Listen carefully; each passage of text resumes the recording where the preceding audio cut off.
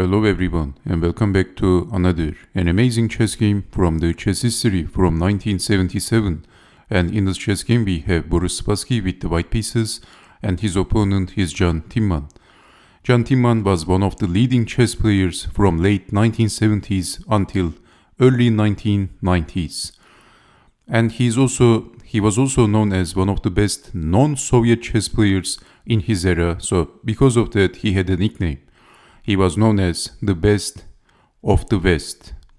On the other hand, Boris Spassky was the best of the East.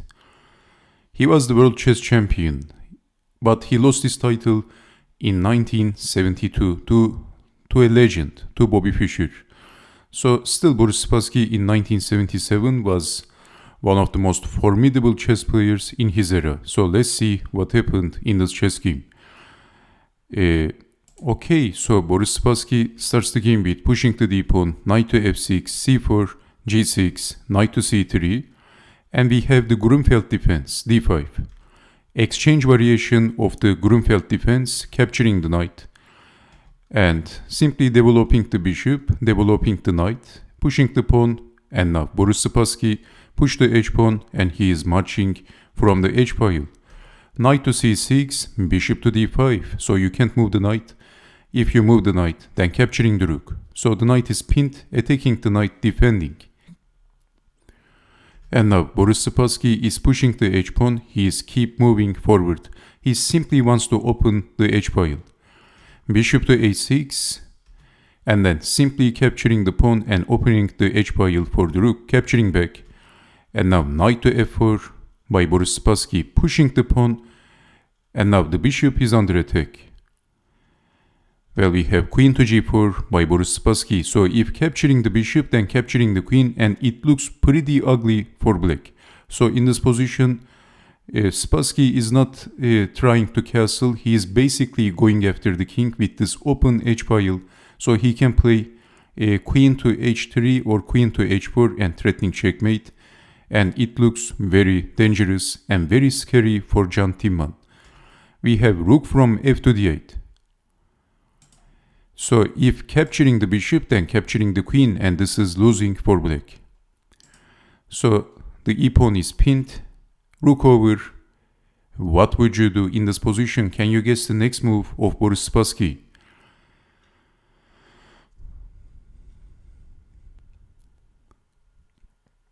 Well, Boris Spassky simply sacrificed the bishop and then, of course, accepted, and engine says this is actually the best move.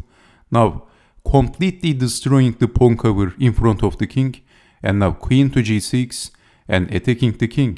So bishop to c4, defending the e-pawn. White has two pawns for the piece, plus white also has the attack. So Timman is defending the e-pawn. 3 pawns was going to be too much. But now checking the king, defending, and now knight to h5, and the bishop is pinned, so defending with the rook. If king to f8, then checking the king, and this is mega unpleasant.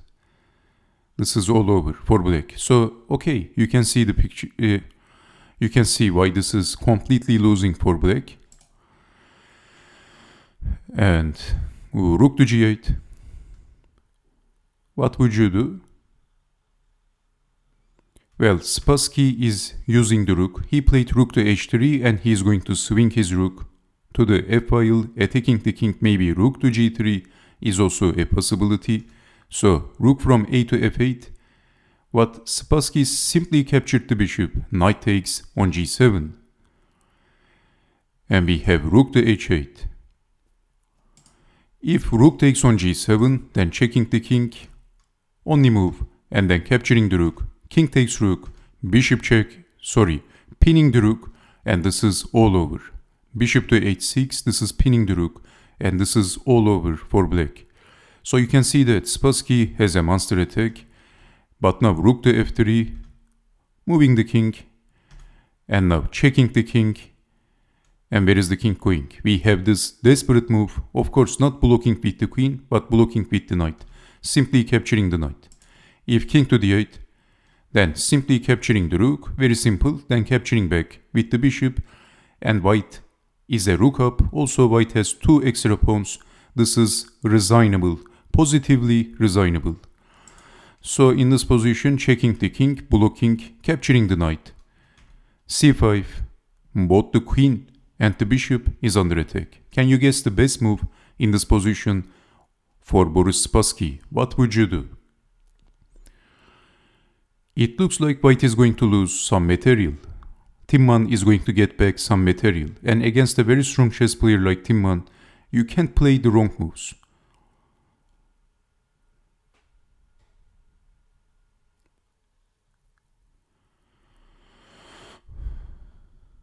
Well, Boris Spassky simply captured the pawn d takes on c5.